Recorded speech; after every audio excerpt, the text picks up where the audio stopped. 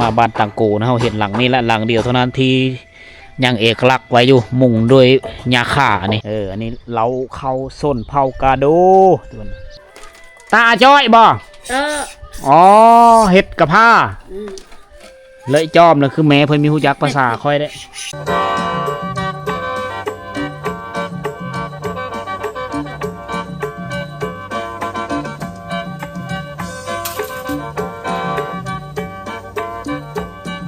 เกิดหลังนี้คอยมานี่กันยังได้เห็นดีเจอที่ได้เห็นเฮิรนบูฮานดังเดิมเฮิรนโสดทรงเฮิรนหลังกุ๊บของเผากระโดดอยู่ที่บ้านตังโกเลยอยู่ที่บ้านตังโกมีหลังเดียวที่ยังเหลือไว้เฮอลูกหลานเขาได้หับสมอยู่ได้เบิ่งคักเอ้ยแบบเดียวกับสลากวนของเผาตะโอยนี่เขาจะคาถาสีได้บนประตูโปงเยี่ยมเขาจะเฮ็ดเลื่อนไปเลื่อนมา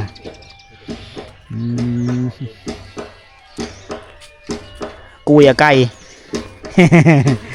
กูอย่าไก่อ่องลูกหนาวเนาะบักลาเนาะแงดเนาะหนาวเนาะ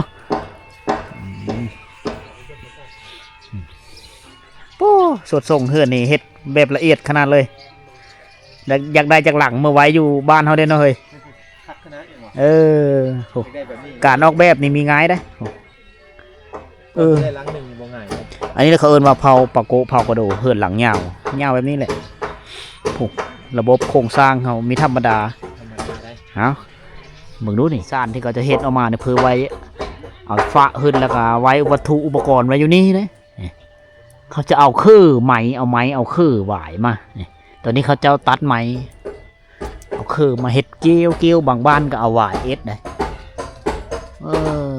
อันนี้ระบบโครงสร้างอาคารทึกนี้ห้องน้ำวิถ่ายเขาเจ้าก็เฮ็ดตีนเสาเบิ่งแล้วมันงามทุกคนเลยงามไปในโตงามไปในตาโอ้โหอันนี้เฮิรนดังเดิมของโซนเผาเฮามาบ้านตังโกนะเราเห็นหลังนี้และหลังเดียวเท่านั้นที่ยังเอกลักษณ์ไว้อยู่มุงด้วยหญ้าคานี่บางบ้านเขามุงด้วยใบตอกคอหรือใบบุญใบหวายอันนี้หญ้าคาบ้านเฮาเพราะว่าอยู่เขตนี้หญ้าคามันหลายตามหูผู้ต่างๆ ฝนตกโอ้ฝนตกก็ไม่ได้เช่าเนาะเฮ็ดเฮิรนครับเฮิรนงามแล้วนี่โหดตาดุงเฮ็ดเฮิรนก่อก็มีเฮิรนแป้นก็มีเฮิรนบูฮานก็มีพุ่นแม่เท่าเพื่อกันหนาวเลยนางโหดก็จอดอยู่เบิ่งลุเบิ่งลางเฮ็ดเฮิรน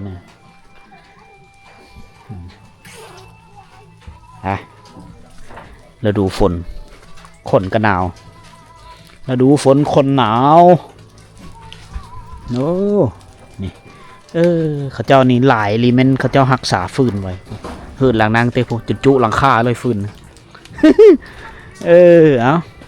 เป็นชนเผ่าที่ดุมันไฟน้ำเขาเจ้านี่เขาโตไปเลยได้นี่แบบเดียวระบบน้ำประปาอยู่ในเมืองเลยเห็นบ่เฮือนเขาเจ้านี่ฟืนนี่หลายเลยแบบเดียวกับเวลาค่อยไปเวียดนาม2 ปี3 ปีขึ้นหลังค่อยไปเห็น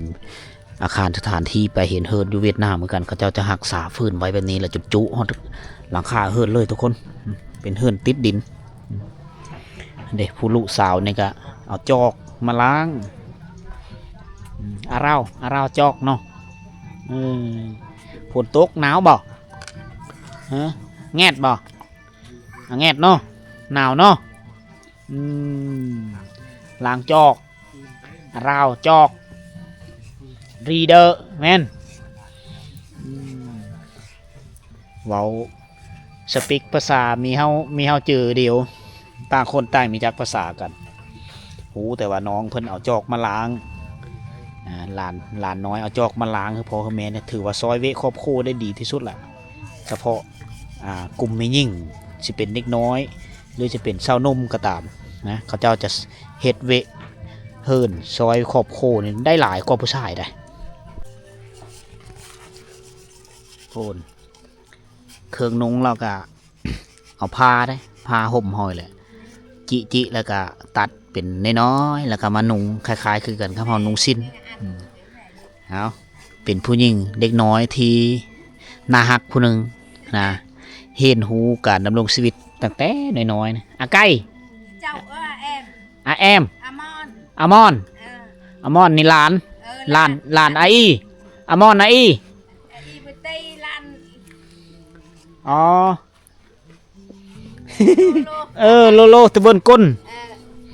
น้องหลานคนนั้นไม่ได้นุ่งทรงเอาฟืนนี่หลายขนาดเลยโอ้โหเร็วเลยแต่ไม้อย่างโบกนะที่เขาจะเอามาไว้นะอันนี้เป็นสนามกีฬานี่บอลเตะต่อเตะบานเขาเจ้าเอาอยู่ลุมนี่จะเป็นเล้าเข้าเลยนี่เห็นดิคอยมาเห็นคืดว่าเผากระโดนี่มีเล้าแต่ก็มีได้นะเอาไปเบิ่งน้ำกันดีเดเส้นทางไปก็เลาะไปตามว่างหัวเขาเจ้านี้เลย ในมือก่อนเขาคิดว่าชนเผากระโดนี่ไม่ได้เฮ็ดเล้าเข้าแต่เขาเจ้ากับมีคือกันนะเฮ้ยมีเล้าเข้าที่แบบเฮ็ดอยู่นอกบ้านคือกันนี่มุงโดยหญ้าค่าอันนี้เล้าเข้าส้นเผากระโดเบอร์น่าจะเป็นห้องห้วยบรรยากาศมันนี้โคตรดีเลยมันนี่เสียงนกฮ้องกุ๊กมาแต่ป่าแต่ดงโบกับฝนฝอยตัวหลังน้อยๆเราเข้ากันเลยมีเยอะที่เป็นเอกลักษณ์ของเขาเองกันละแต่ว่าอยู่ไกลเฮิรนอยู่แต่ก็หลายคนนะเล้าเพื่อเล้ามันเนี่ยแต่ละครอบครัวมีเล้าเป็นของตัวเองผู้บางคนก็ไว้อยู่เฮิรนตามยุคตามสมัยมันนะแต่ดังเดิมหลีหล่อเขาจะไว้อยู่เล้าพี่ละก็มีก่อนเขาสิกินข้าวเขาก็ต้องมีพิธีกรรมมีจำผีก่อนก็จะได้เอาเข้าไปสีกินได้ถือว่ากฎของเขาหรือฮีตของเขานี่ถือว่าเคร่งครัดนะคือกฎของเขาละฮีตของดังเดิมเฮามาในหมู่บ้านชนบทเขตนี้นี่ในยามกลางเว้นมันจะเงียบเหงาได้ทุกคนเนื่องมาเฮาไม่ได้ยินเสียงเพลงสองมาผู้คนนี่ก็เวลาฝนตกนี่เขาจะนอนพักผ่อนอยู่เฮิรนนะแล้วอีกกลุ่มนึงก็ไปหาอยู่หากินซอกอยู่หากินตามป่าตามดงตามสูตรต่างๆทุกคนเลยนะอันนี้คือมันมาเบิ่งแล้วมันเห็นเขาเจ้าอยู่แบบอยู่กับธรรมศาสตร์ทุกคนนะเราเขาอันนี้จะเป็นเส้นทางห้ามไปเสือหมู่บ้านฟ้านั้นถ้าว่าห้าออกไปตามสายทางนี้ตรงไปจะฮอดบ้านอาวาวได้บ้านอาวาวทีพุ่นละทางไปบ้านตังกวนพุ่นละทางไปบ้านบ่อเติมบุเด้อทุกคนเด้อเขาเจ้าจะอนามัยก็ยังมีอนามัยเป็นซัมซุนเผาตะโอยไปเลยถ้าเผาตะโอยเขาเจ้าอนามัยเก่งขนาดเลยมีหนยาจักเช่นเลยอยู่ในตารางเล้าเขามีแม่น้ำสายโหยน้อยไหลผ่านกลางหมู่บ้านเสียงขีดโอดห้องหวานอีดอยู่ได้เด็กเด็กมีขีดโอดห้องทุกคน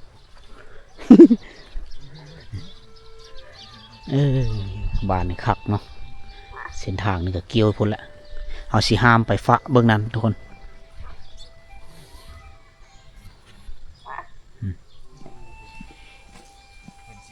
ตะมอโปะเนี่ยโปะปีได้โปะปีได้ไปให้ไม่ได้อยู่เนาะตื่นเมื่อเช้ามาไปจังซีแหละเขาไม่ได้คอยอยู่เฮิรนหรอกแต่ว่าค่อยไปเขตชายแดนเวียดนามเขตตะแสงละโกเนี่ยเขาจะเอาให้งานตลอดเลยโซนนี้กำลังดำนะแซงแถวนี้เขาจะไม่ได้เฮ็ดหน้านะเขาเฮ็ดไหแถวนี้เขาเลยมีเวลาเฮ็ดน้ำโสนอยู่เส้นทางเขาจะโค้งไปพุ่นได้พุ่นไปพุ่นละเราเขาเจ้านี่แบบนี้เราได้หูดมาตะไฮเกี่ยวมาตะไฮแล้วก็มาป้าไว้นี้เล้าใกล้เล้าเข้าเอิ้นว่าสางเข้ามีระบบป้องกันนี่มีแต่เฮ็ดประตูอัดไว้ธรรมดาทุกคนได้เบิ่งว่าความสัตย์ซื่อของเขาไม่ได้มีการลักของเดียวได้สังคมเขาเงียบสงบดี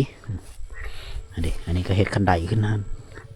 ไปหันเฮ็ดประตูล็อกแก๊บไว้หันพอเพียงแต่ซ้ำนั้นซื่อๆเพื่อมีเฮือเป็ดมีเฮือไก่เฮานะ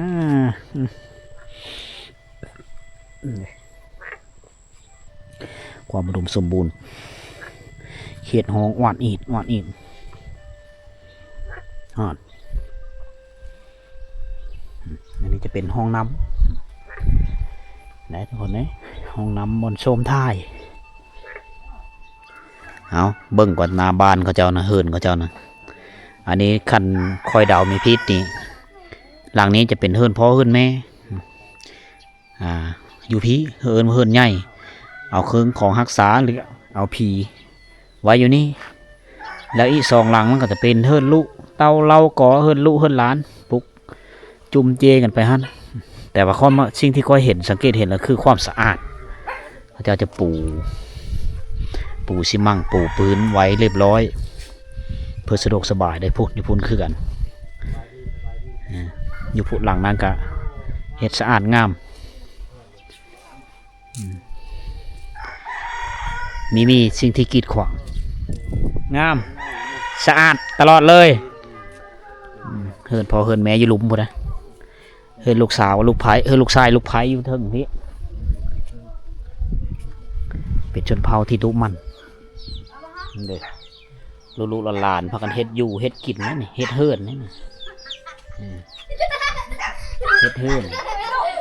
เห็นแต่งอยู่โคกินเนี่ยตาจ้าเอ้ยเนาะตาจ้าเล่นนี่เนาะเฮ็ดกินเนาะเฮ็ดกินเฮ็ดเฮือนล้างถ้วยล้างโบงแต่งอยู่โคกินนั่นนี่นี่ได้เด็กน้อยผู้หญิงอยู่นี่จะเป็นจุดที่ว่าเขาเจ้าปล่อยน้ำลิ้นนี่เขาเจ้าเอามาพูดนะแต่พูดแล้ว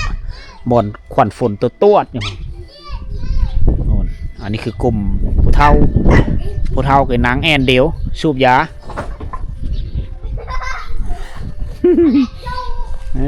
ก่อนเจ้าหนาวเนาะหนาวนี่เว้าเนี่ยเลยสะแงดแงดหนาวแงดลือหนาวร้ายแงดลือพักกันอยู่เฮิรนพักผ่อนอยู่เฮิรนมานี่ผู้อันนี้เฮิรนแม่พันอยู่พีชานเพลอเจ้าชานเพลอตะดังปะนายเลยจอมบ่ฮู้จักอ๋อ เลยจอมมาแล้วมีฮู้จักแหละเลยจอมตาจ้อยบ่อ๋อเฮ็ดกับผ้าเลยจอมนะคือแม่เพิ่นมีฮู้จักภาษาค่อยได้เลยจอมเลยจอมเลยจอมตาบึ้มเฮ็ดเองเลยสารกับผ้าได้ตาจ้อยตาแต่ตาจอยตาจุยกระยือเฮ็ดกระยือได้มันกระหยังจอยแล้วมันกระผ้าเนาะกลางคำว่าแต่มันกระผ้าใหญ่ฝีไม้ลายมือของผู้หญิงฝีไม้ลายมือของผู้เฒ่านอกจากการสานสวิงสานแนวแต่งอยู่โคกินแล้วเพิ่นยังมาสานกับผ้าสานกระดงขึงกระดงฟัดได้นี่ถือว่าไม่ยิ่งชนเผ่าเขาเจ้านี่มีความสามารถสูงเห็นหูทุกสถานการณ์เห็นหูทุกสิ่งทุกอย่างในการดำรงชีวิตในการผลิตอุปกรณ์หับไซโคเฮิรนตะดังไงเนาะเลยจอมเนาะเลยจอมมาแม่เพิ่นว่ามีหูจักภาษาค่อยเลยจอมในแม่นแปลว่าคันเป็นภาษาตรีเขาเอิ้นว่าตะดังแม่นมีหูจักนะเลยจอมลมก็หนาวฝนก็ตกลมหนาวฝนตกนะเมียเนาะฝนตกนี่เมียบ่เวียดนามหน่อยเตยเมื่อฝ่ายคงเว่ละเมื่อคนเล่าเมื่อเตยเมื่อฝนตกแหบบ้าฝนตกไม่ด่าฝนตกภาษาลาวเขาเรียกฝนตกเตยเมื่อย้อนไปเตยเมื่อปะโกะไว้ยังบ้าโอ้บ่อนี่แม่นฝนตก เจยเมื่อแล้วแม่นบ่นี่ฝนตกนะ ภาษาปะโกะมือละคำภาษากระโดเฮ้ยภาษากระโดมือละคำ2 คำบรรยากาศตอนนี้ก็เป็นตอนเที่ยงๆแล้วทุกคนเลยสุภาพเลาะเที่ยวชมหมู่บ้านต่างโกเขาก็ยังมีทอนโถบ้านครับคือทุกคนเห็นเด้อนำกันเด้อเป็นบ้านของชนเผ่ากระโดดอกแถวนี่นี่เพื่อนเขาเจ้ากระแป้นทั้งเนื้อแล้วก็ทั้งนอกลูกหลานเขาก็ลินแซวอยู่นี่แหละคล้ายๆกับเพื่อนอยู่เวียดนามนะเอาไปบ้านเวียดนามก็คล้ายๆคือกันการดำรงชีวิตคล้ายคือเดียวสู้กับอากาศหนาวทุกคนนะฝนตกฝนฝอยมีไฟฟ้าแต่มีสัญญาณอินเทอร์เน็ตที่มีโทรมีถึงไปเลยทุกคนนะเบิ่งว่าเฮิร์นเขาเจ้านี่มีหลังคาส่วนลาก็เป็นหลังคาที่ใหญ่ๆแหละอยู่กันแบบหลายๆคนเลยทาสีเขียวสีแดงเองตามความมักของแต่ละคนบ่มีแดดเลยบานเจ้าเห็นตะวันพวกฮะบ่มีแดดตลอด ฝนตกตลอดเลยตะเครื่องกับน่านแห้งเนาะซักเครื่องซักของลำบากแข็งตะเข้ากับยะเอาก็เป็นหมู่บ้านชนบทที่งามและก็อาคารเฮิรนในก็100 ป่ายกว่าหลังคานะครอบโคก็น่าจะ100 ป่ายคือกันมันหลายทุกคนเป็นบ้านที่บ้านโบราณดังเดิมนะถ้าว่าเขาตรงไปนี่ก็จะเอาเสื้อบ้านอาวาวเดี๋ยวทุกคนเด้อเอาสำหรับมื้อนี้กับมีเพื่อละลายทุกคนพาทุกคนย่างเลาะเที่ยวชมหมู่บ้านโอเคทุกคนเลยอันนี้คือเรื่องเหลาในเสาร์มื้อนี้หรือในตอนสายมื้อนี้ค่อยมาอยู่ที่บ้านต่างโกเมืองสะโมยแขวงสารวัน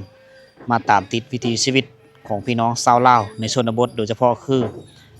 พี่น้องชนเผ่ากะโดทุกคนนะอยู่เมืองสะโมยนี่มีเผ่ากะโดแล้วก็เผ่าปะโกะเป็นชนเผ่าที่หลายกว่าหมู่ที่ดำรงชีวิตและก็ตั้งถิ่นฐานภูมิลำเนาอยู่ตามเขตผู้โดยของเมืองสะโมยแขวงสารวันทุกคนมาเฮาได้ก็เห็นหลายสิ่งหลายอย่างทุกคนเลยบ้านเฮือนกระเจ้านี่โอ้โหตั้งเลาะเรียบไปตามโน่นภูเลยนะเป็นบ้านที่งามทางด้านธรรมชาติและก็วัฒนธรรมอันดังเดิมของพี่น้องเฮานะมีเฮือนหลังนึงอยู่ทางหลังค่อยนี่แหละเฮาได้เห็นอันนี้คือเฮือนบูฮานดังเดิมเฮือนสดทรงที่เป็นเอกลักษณ์ของชนเผ่าเขาเจ้าเองนะเมื่อเริ่มมีดูบางปีมันจะมีบุญประจำปีบุญนั้นก็นะบุญเขาจะไปจัดอยู่ที่เมืองบุญประจำปีของเขาบุญใหญ่นะบุญใหญ่ของชนเผ่าเขาจัดอยู่ในเมืองแล้วก็จะมีการขับล่ำท้องถิ่นเอาผู้หญิงผู้ชายไปล่ำพญาย่อยเสียงกันคล้ายคือกันกับบ้านเฮากับเป้าแค้นแล้วก็ล่ำพญาย่อยคือกันนะอันนี้คือวัฒนธรรมของเขาสิ่งที่เราเห็นก็คือชาวบ้านนี่ก็อาชีพหลักของเขานั่นก็คือการทางไห้ทุกคนแล้วก็ปุมันต้นไปนำเพื่อหาเงินนะครับแล้วก็เสาะหาเครื่องป่าของดงมาขายตามฤดูกาลสัตว์เลี้ยงเขาเจ้ากันยังหลายเติบบ้านนี้100 ป่ายหลังคาเฮิรนทุกคนเลยเอาสำหรับวิดีโอนี้ก็สิได้โจอยู่ที่บ้านต่างกูนะพบกันใหม่ในวิดีโอต่อไปเลยทุกคนนะ